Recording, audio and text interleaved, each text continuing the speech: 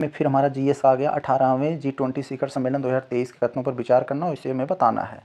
इसमें रूस के राष्ट्रपति व्लादिमीर पुतिन शामिल नहीं हुए। यस, जो अपना अभी 18वां G20 शिखर सम्मेलन हुआ है 2023 में, इसमें व्लादिमीर राष्ट्रपति जो हैं रूस के, वो व्लादिमीर पुतिन नहीं आए थे। और दूसरा क्या कह रहा है, आमंत्रित देशों की संख्या 9 थी। यस, तो दोनों कथन सही है हमारा।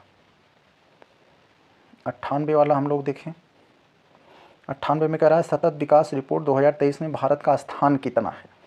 तो सस्टेनेबल डेवलपमेंट जो रिपोर्ट आई है सतत विकास, इसमें भारत का जो स्थान है 98 वाले प्रश्न में, इसमें कितना है, तो भारत इसमें जो है 112वां स्थान प्राप्त हुआ है, ऑप्शन नंबर सी।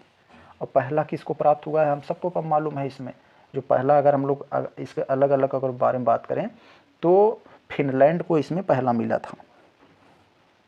आगे देखा जाए 99 में एक तरफ सुपर कंप्यूटर दिया है, दूसरी तरफ संबंधित देश दिया है। तो फ्रंटियर फिनलैंड से संबंधित है, कहाँ का है इसे हमें बताना है, ये वाला। तो 5 ये सुपर कंप्यूटर इसमें दिया है। तो इसमें हमारा ये 99 वाले प्रश्न में, हाँ, ये इधर तरफ सुपर कंप्यूटर का नाम है और इधर तरफ उससे संबंधित देश हैं। तो यहाँ पर कौन सा सही होगा मेरे भाई, इसमें कौन सा सुमेलित है, तो फ्रंटियर मेरे भाई। ये जो फ्रंटियर इसमें लिखा है फ्रंटियर, ये फ्रंटियर फिनलैंड से संबंधित नहीं है। यहाँ पर ये फ्रंटियर यहाँ पर अमेरिका से है। हाँ, यहाँ फिनलैंड नहीं, यूएस से, अमेरिका से संबंधित है। और लोमी जो है मेरे भाई यहाँ अमेरिका दे दिया है, यह लोमी अमेरिका में नहीं होगा। लोमी कहाँ है, लोमी फिनलैंड है, जो यहाँ दिया था, फिनलैंड हो जाएगा। और समिट कहाँ का है मेरे भाई, समिट भी अमेरिका का है। और लियोनार्डो इटली का है, ये सही है, ऑप्शन नंबर डी सही था इसमें। आगे देखा जाए 100वां में,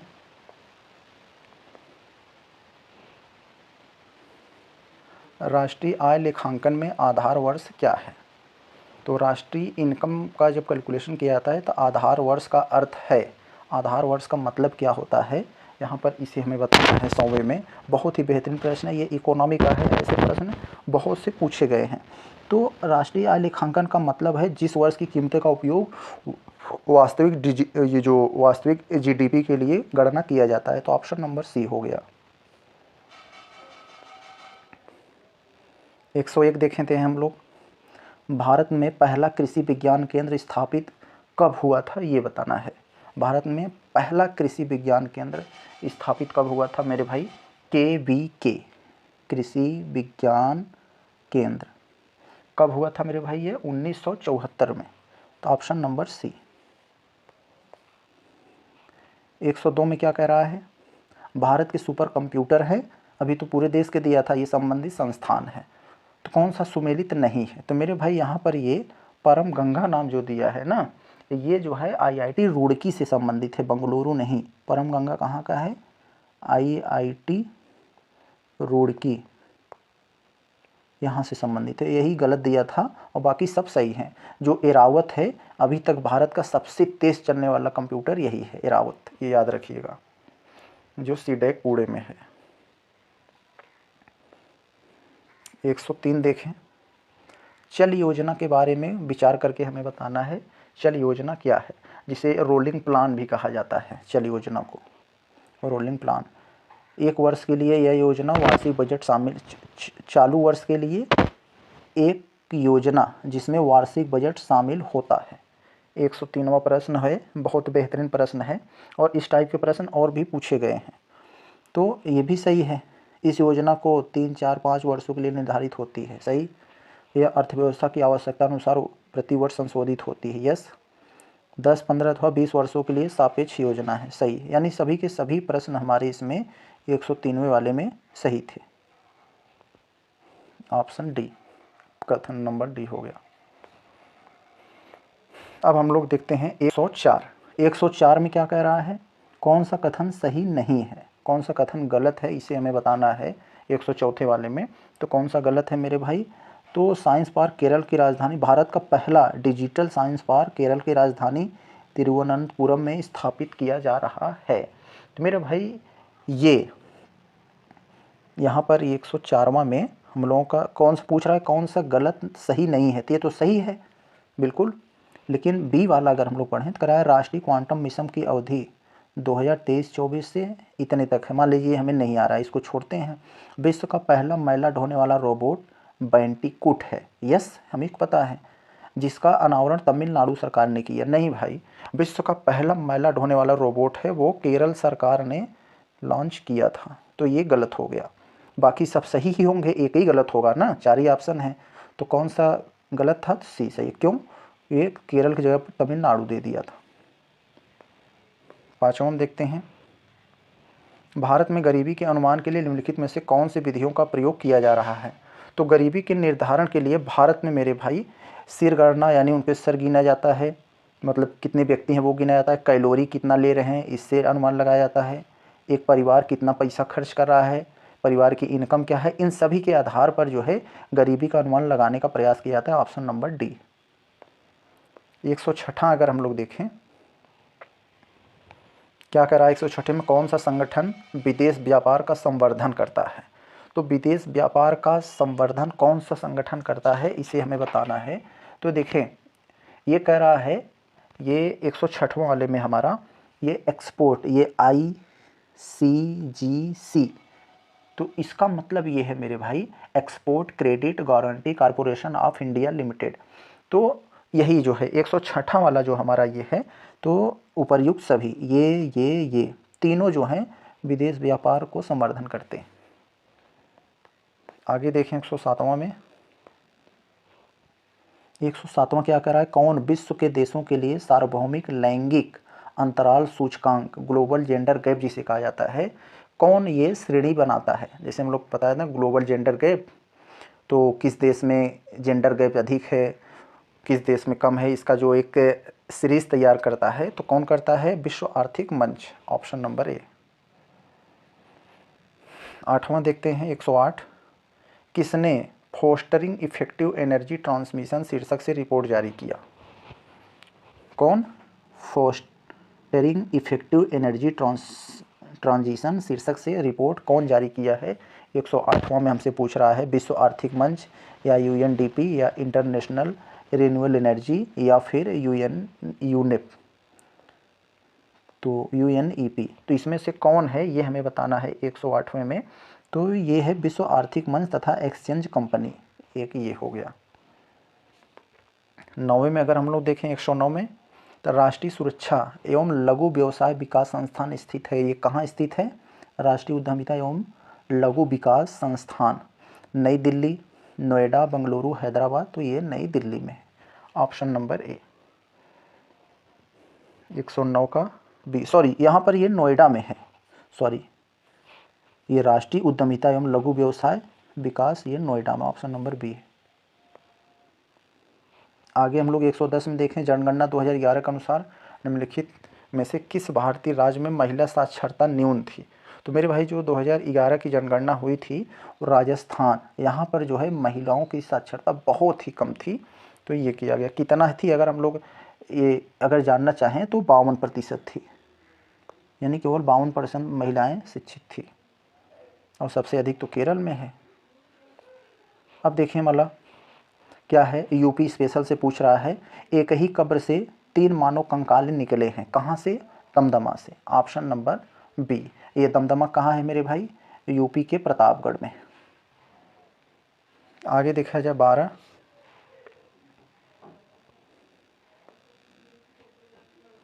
12 वाले में अगर हम लोग देखें तो इसमें क्या पूछ रहा है, सब मिलाने को दिया है, इसमें सब सूची 1 को सूची 2 को मिलाना है। तो यहाँ पर क्या करना है, हमें मिलाना है। तो ब्रीही चावल से है, ऐसे है, और ये मुद्दक क्या है मेरे भाई? मूंग, नाम से ही लग रहा है। इच्छू ईख यानी और जौ, इस हिसाब से देखें। और 112वां अब हमारा किससे संबंधित हो गया? 112वां है, अगर हम लोग मिले हुए ऑप्शन को अगर देखें तो ये डी वाला हमारा है, A 2 पर, B 3 पर, इस तरह से। 13, 113 अगर हम लोग देखें, 113 में क्या कर रहा है, विश्व पर्यावरण दिवस 2023 के संदर्भ में कथनों पर विचार करना है। तो विश्व पर्यावरण दिवस 5 जून को मनाया जाता है और 5 जून 2023 को विश्व पर्यावरण दिवस की 50वीं वर्षगांठ मनाई गई। जी यस, बिल्कुल सही। इस वर्ष विश्व पर्यावरण दिवस की थीम क्या थी, प्लास्टिक प्रदूषण का समाधान। यस, सही कह रहा है। इस वर्ष विश्व पर्यावरण दिवस की मेज़बानी स्पेन ने की थी। तो इसका मतलब ये जो 13वां हमारा है, ये 13 का ए यहाँ पर ये सही है हमारा। ये इस वर्ष विश्व पर्यावरण दिवस की मेज़बानी ये स्पेन ने नहीं किया था। तो किसने किया था मेरे भाई, किसने किया था इस वर्ष मेज़बानी जो है, तो वो यहाँ पर नीदरलैंड ने किया था। तो स्पेन की जगह पर क्या होगा, नीदरलैंड। आगे देखा जाए 14 में क्या है, कथन कारण का सवाल है, बहुत बेहतरीन सवाल है ये। देखें क्या लिखा है, कथन ए, हमें चोलों के विषय में उनके पूर्ववर्ती राजवंशों की अपेक्षा अधिक जानकारी मिलती है। यस, उनके पहले से ज़्यादा हमें चोलों के बारे में जानकारी मिलती है। तो कारण का रहा है क्यों, चोल प्रशासकों ने मंदिरों की दीवारों पर अभिलेख उत्कीर्ण करने का चलन प्रारंभ किया था, जिसकी विजयों का ऐतिहासिक विवरण दिए जाते हैं। यस, दोनों कथन सही है और इसलिए जानकारी ज़्यादा मिलती है कि वो उसका कारण है। तो ये कारण भी इसका बता रहा है। तो ऑप्शन नंबर ए हमारा हो जाएगा। ए और आर दोनों सही हैं, आर ए का कारण भी है। 15 वाले में देखते हैं हम लोग क्या लिखा है। देखें क्या लिखा है 15 वाले में, थोड़ा सा इधर करते हैं। चांदी का सिक्का निम्न में से किसने शुरू किया था। तो चांदी का सिक्का मेरे भाई अगर हम लोग देखेंगे तो ये अकबर, शेरशाह, अलाउद्दीन खिलजी, बख्तियार खिलजी, इन चारों में से पूछ रहा है चांदी का सिक्का किसने चलाया था। तो मेरे भाई यहाँ चांदी का सिक्का जो चलाया था तो वो शेरशाह ने चलाया था। तो शेरशाह मिश्री धातु के सिक्के बंद कर शुद्ध सोने, शुद्ध चांदी और तांबे के सिक्के चलाए थे। 16 में देखें, भारत के इतिहास के संदर्भ में अब्दुल हमीद लाहौरी कौन थे। बहुत बेहतरीन प्रश्न, इतिहास का बहुत ही महत्वपूर्ण प्रश्न है ये। अब्दुल हमीद लाहौरी कौन थे ये, तो यहीं पर पूछ रहा है हमसे, अब्दुल हमीद लाहौरी कौन थे। तो मेरे भाई हमें पता है ये शाहजहाँ के शासनकाल जब था तो उस समय एक बहुत महत्वपूर्ण इतिहासकार थे ये। तो ऑप्शन नंबर बी हो जाएगा, शाहजहाँ के शासनकाल में एक राजी यानी सरकारी इतिहासकार थे। आगे देखें 17 में, निम्नलिखित युगों में सही सुमेलित है। तो कौन सा सही सुमेलित है इसे हमें बताना है 117 वाले में, कौन सा सही सुमेलित है। तो देखें, बक्सर का युद्ध मीर जाफ़र विरुद्ध क्लाइव, नहीं मेरे भाई, मीर जाफ़र के विरुद्ध, मीर जाफ़र तो दगाबाज था ना, इसी की वजह से बक्सर तो हार गए ना, ये कहाँ से आ जाएगा इसमें, मीर जाफ़र कहाँ से आ गया। तो इसमें जो है बक्सर का युद्ध जो हुआ था, अवध के नवाब शुजाउद्दौला, मुगल सम्राट आलम द्वितीय, मीर कासिम, तो यहाँ मीर कासिम होता तो सही हो जाता, लेकिन मीर जाफ़र दे दिया इसलिए यह गलत हो गया, ये सही नहीं है। वांडीवास का युद्ध फ्रांसीसी और ईस्ट इंडिया के मध्य हुआ था, वांडीवास का युद्ध, ये आप लोग जानते होंगे वांडीवास युद्ध के बारे में 1760 में। तो यही सही है, ऑप्शन नंबर बी आपका 117 वाले में। तो बाकी सब गलत है। ये सही हो गया तो बाकी आपको पढ़ने की ज़रूरत नहीं है, क्योंकि ये फेमस है। वांडीवास का युद्ध अंग्रेज और फ्रांसीसियों के बीच हुआ था। तो यहाँ 1700 कितना है, यहाँ पर मैं लिख दिया, यहाँ पर 1760 में हुआ था वांडीवास का युद्ध। आगे देखा जाए 18, थोड़ा सा हम इसको छोटा करते हैं। अब देखते हैं क्या है, निम्नलिखित में से कौन 1857 के विद्रोह में अंग्रेज़ों का सबसे कट्टर दुश्मन था। तो 1857 का विद्रोह हुआ था मेरे भाई, अंग्रेज़ों का सबसे कट्टर दुश्मन यहाँ पर जो था, इसमें पूछ रहा है मौलवी अहमदुल्ला शाह, यहाँ दूसरा नाम है मौलवी इमदादुल्ला, और यहाँ पर लियाकत अली या मौलाना उजलेहक खैराबादी, इसमें कौन से थे यही पूछ रहा है 18 में। तो मौलवी अहमदुल्ला शाह यही सबसे बड़ा दुश्मन थे इनके। ये कहाँ के थे अगर इनसे पूछा जाए तो ये फैजाबाद में विद्रोह का नेतृत्व कर रहे थे। कहाँ पर, फैजाबाद, अयोध्या वर्तमान। आगे देखा जाए 19, निम्न महापुरुषों में कौन भारतीय जागृति का जनक कहा जाता है। तो मेरे भाई भारतीय जागृति का जनक और तमाम इनको जो राजा राम मोहन हैं, महापुरुषों भारतीय जागृति का जनक राजा राम मोहन राय को कहा जाता है। लेकिन अगर इनके बारे में पढ़ेंगे तो अतीत और भविष्य का इन्हें पुल कहा जाता है, भारत राष्ट्रवाद का पैगंबर कहा जाता है, आधुनिक भारत के पिता कहा जाता है, प्रथम आधुनिक पुरुष कहा जाता है, बहुत सारे नामों से इन्हें जाना जाता है। तो आगे देखें 120, स्वदेशी आंदोलन के संबंध में कौन सा कथन सही नहीं है। तो स्वदेशी आंदोलन के संबंध में पूछ रहा है, तो यहाँ पर देख रहे हैं आपकी नज़र पड़ रही है यह बंगाल तक ही सीमित रहा। मेरे भाई यही गलत है। क्यों गलत है? क्योंकि ये बंगाल के अलावा और जगह पे ही जो है ये फैला आंदोलन, इतना छोटा थोड़ी ना आंदोलन था। तो यही जो है गलत है, बाकी सब सही है। कुछ विशिष्ट मुसलमान आंदोलन में शामिल हुए, स्त्रियों ने आंदोलन में सक्रिय भागी निभाई। आंदोलन ने बंगाल के किसानों को न तो अधिक प्रभावित किया और न ही इसमें शामिल हुए। यस, तो सभी सही हैं, यही गलत था। तो गलत हमने बता दिया कौन सा गलत था।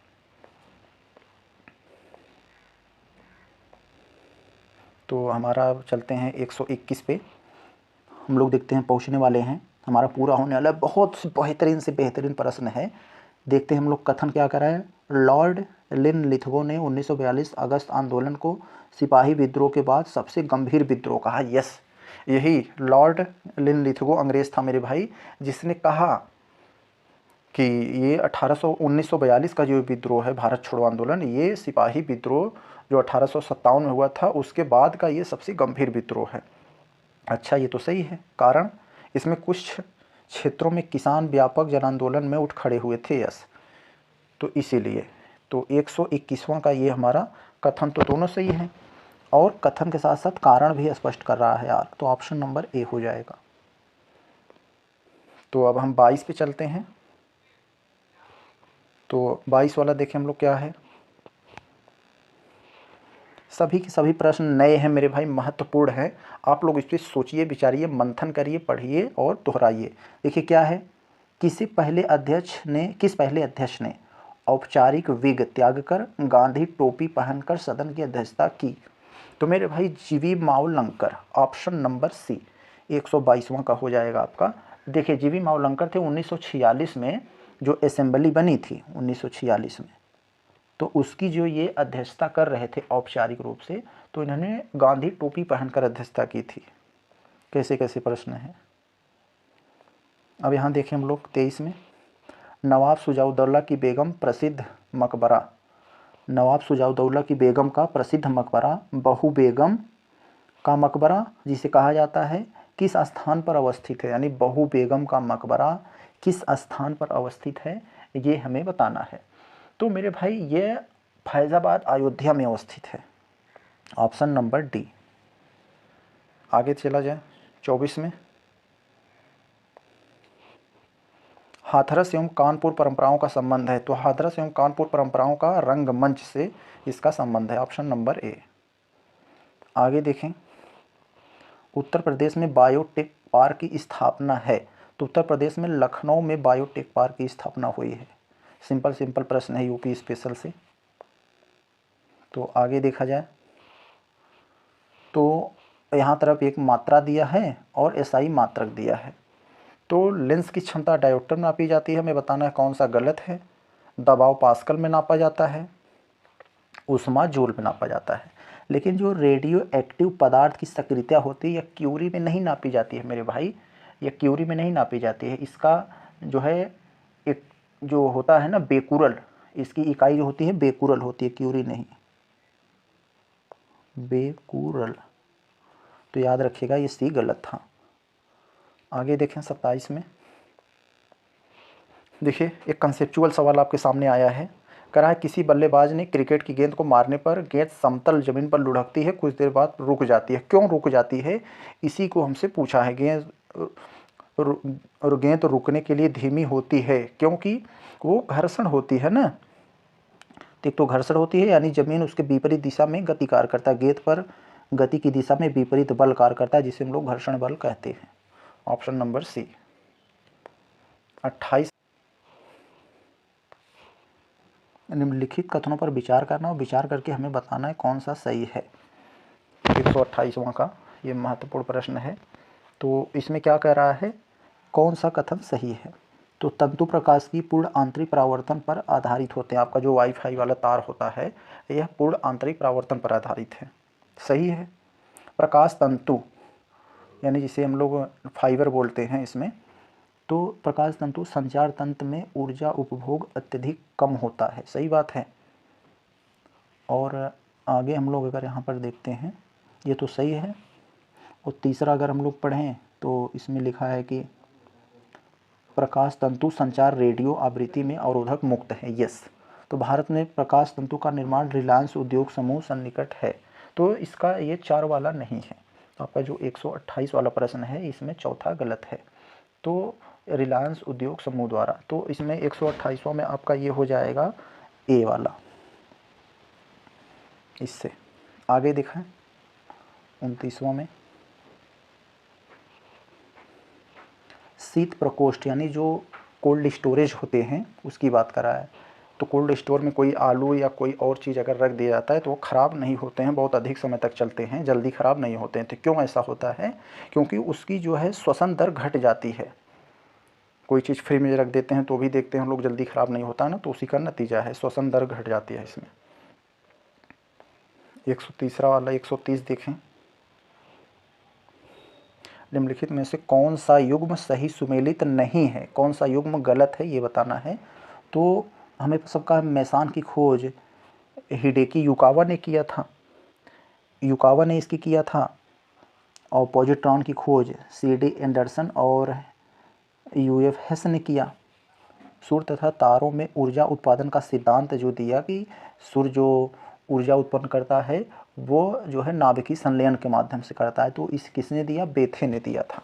अब जब डी वाला है इसका मतलब यही गलत होगा हमारा, ये सही ये सही ये सही हो गया, तो गलत यही डी वाला होगा। तो डी वाला क्यों गलत हो रहा है इसे हमें समझना है। परा यूरेनियम तत्वों का संश्लेषण ये किससे संबंधित दे दिया है? Enrico Fermi.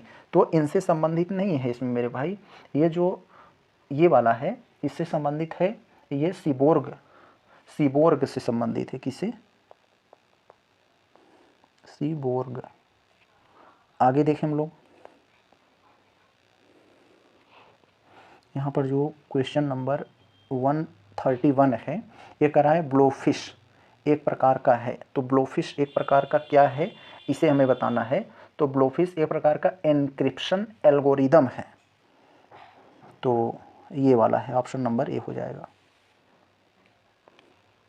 देखें 32 में अगर हम लोग देखें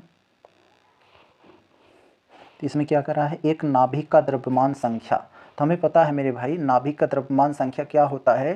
प्रोटॉन और न्यूट्रॉन की संख्याओं का योग होता है। आप लोग ऐसे पढ़े होंगे, बराबर न्यूट्रॉन प्लस प्रोटॉन, नाभिक का द्रव्यमान। तो ऑप्शन नंबर ए हो गया। 133 में क्या है? जल किसी अन्य द्रव की अपेक्षा अधिक पदार्थों को घोल सकता है। हमें पता है कोई भी द्रव ले लें, दुनिया का सबसे अच्छा विलायक वाटर को माना जाता है, क्योंकि वह किसी भी चीज़ को अन्य की तुलना में बहुत अच्छे से घोल सकती है। क्यों?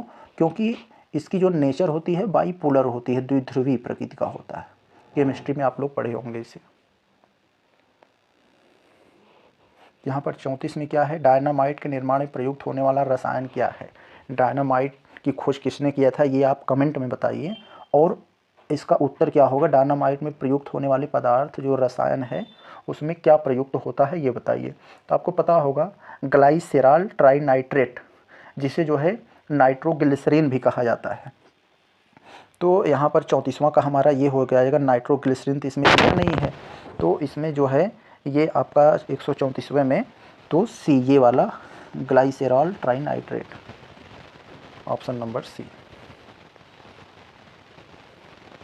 तो पैलियो वनस्पति के अंतर्गत अध्ययन करते हैं। तो पैलियो वनस्पति के मेरे भाई क्या होता है? जीवाश्मों का जो मतलब होता है अध्ययन, वो उससे संबंधित होता है। ये एक तरह से बायोलॉजी में जो आप लोग पढ़े होंगे तो बायोलॉजी में ये चीज़ बताया जाता है आप सबको। बायोलॉजी में पैलियो वनस्पति या पैलियो बॉटनी, इसमें जो होता है फॉसिल प्लांट यानी पादप जीवाश्मों का अध्ययन किया जाता है। तो यहाँ क्या हो गया आपका? इसमें जंतु जीवाश्म, ऑप्शन नंबर ए हो जाएगा। 36 में क्या है? अस्थि एवं दांत यानी हड्डी एवं दांत के निर्माण के लिए किसकी आवश्यकता होती है? तो ये सिंपल सा प्रश्न है ये यहाँ पर, कैल्शियम और फास्फोरस, ऑप्शन नंबर डी, इन्हीं की ज़रूरत पड़ती है इसमें। तो कैल्शियम फास्फोरस ये हड्डी और दांत के निर्माण में सहायक होते हैं। 37 में देखते हैं हम लोग, देखते हैं, हम मिलाने वाला दिया है, बहुत बेहतरीन है ये सवाल, कई बार इस टाइप के पूछे गए हैं सवाल आपके।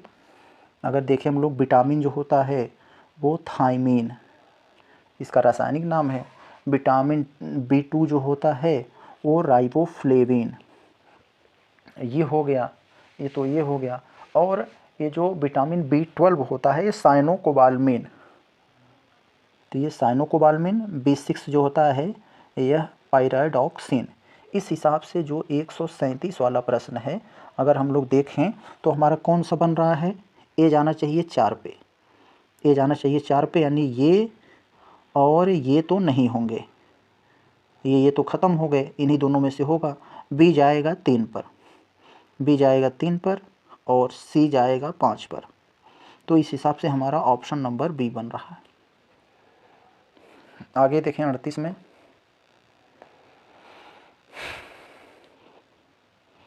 पौधों द्वारा ली गई विकिरण ऊर्जा निम्न परिणाम होती है। जो पौधे विकिरण ऊर्जा लेते हैं उसका क्या परिणाम होता है? जल का प्रकाश अपघटन या क्लोरोफिल का ऑक्सीकरण, ऑक्सीजन का अपचयन, कार्बन डाइऑक्साइड का ऑक्सीकरण। क्या होता है 138वें में? जो पौधे रेडिएंट एनर्जी लेते हैं विकिरण ऊर्जा, उसका परिणाम यह होता है प्रकाश अपघटन यानी फोटोलिसिस ऑफ वाटर, यानी कि जल का प्रकाश अपघटन। ऑप्शन नंबर ए हो जाएगा। 39 में देखें, 39 में क्या कह रहा है कि वर्गों में कौन सा वर्ग सुमेलित है? तो कौन सा सुमेलित है, कौन सा सही है? 3 गलत हैं, 1 सही है, उसी को हमें बताना है। तो देखिए, डिप्थीरिया, न्यूमोनिया, कुष्ठ लिंग संलग्न रोग हैं, तो ये तो गलत है, ये सही नहीं है। एड्स, सिफिलिस और सुजाक जीवाणु, तो आप सबको पता है एड्स विषाणु होते हैं, तो ये तो गलत हो गया, जीवाणु दे दिया इसमें। वर्णांधता, हीमोफीलिया, दात्र, कोशिका अरक्तता, ये अनुवांशिक रोग है। यस, ये सभी अनुवांशिक रोग हैं। अनुवांशिक रोग का मतलब वह रोग जो उसके पिछली पीढ़ी से प्राप्त हुआ है, उसमें नहीं है। जैसे हमारे अंदर वर्णांधता है तो इसका मतलब वो हमको जो है अनुवांशिक रूप से मिला था, ये हमारे माता पिता में रहा होगा, हमें उनसे मिला है। तो आगे देखें 40 में लास्ट क्वेश्चन, तो ये लास्ट मैचिंग वाला है। और देखिए यहाँ कुछ वैज्ञानिक का नाम दिया है और इन वैज्ञानिकों का किस क्षेत्र में योगदान रहा वो दिया है। तो मेरे भाई स्वामीनाथन सबसे फेमस हैं, इनका हरित क्रांति से संबंध है, ये तो ये सही हो गया। और केसी मेहता ये पादप रोग विज्ञान यानी प्लांट पैथोलॉजी से संबंधित हैं। मेहता जो है पादप रोग विज्ञान से संबंधित हैं, ये हो गए। और ये पी महेश्वरी, ये जो पी महेश्वरी हैं ये भ्रूण विज्ञान से संबंधित हो गए, ये इससे हो गए। और हमारा एक जो बचा है बीरबल साहनी, ये जीवाश्म वनस्पति से संबंधित हो गए। इस हिसाब से अब हम लोग अपना ऑप्शन अगर मिलाएं तो हमारा कौन सा बन रहा है? ए वाला 4 पे जाना चाहिए, बी वाला नहीं, ए वाला 3 पे, बी वाला 4 पे। तो इस हिसाब से हमारा ऑप्शन नंबर बी बन रहा है। सी वाला 2 पर और डी वाला 1 पर, तो हमारा हो गया। तो साथियों आज हम लोगों ने जो घटना चक्र की पहली टेस्ट सीरीज थी, टेस्ट सीरीज 1, इसको हमने बहुत ही बेहतरीन तरीके से पूरा देख लिया है। 140 प्रश्न फुल टेस्ट सीरीज, इसमें एक भी प्रश्न छूटा नहीं है। मैंने हर एक प्रश्न को और उसके आसपास चीज़ों को टच कराने का प्रयास किया है। तो अब हम इसके बाद जो है हिंदी का पहला टेस्ट सीरीज लेकर आएंगे, फिर जीएस का दूसरा, फिर हिंदी का दूसरा, इस तरह से 10 हिंदी 10 जीएस का करवाएंगे, वो भी घटना चक्र के। तो हम लोग चलते हैं, मिलेंगे नेक्स्ट क्लास में, तब तक के लिए नमस्कार।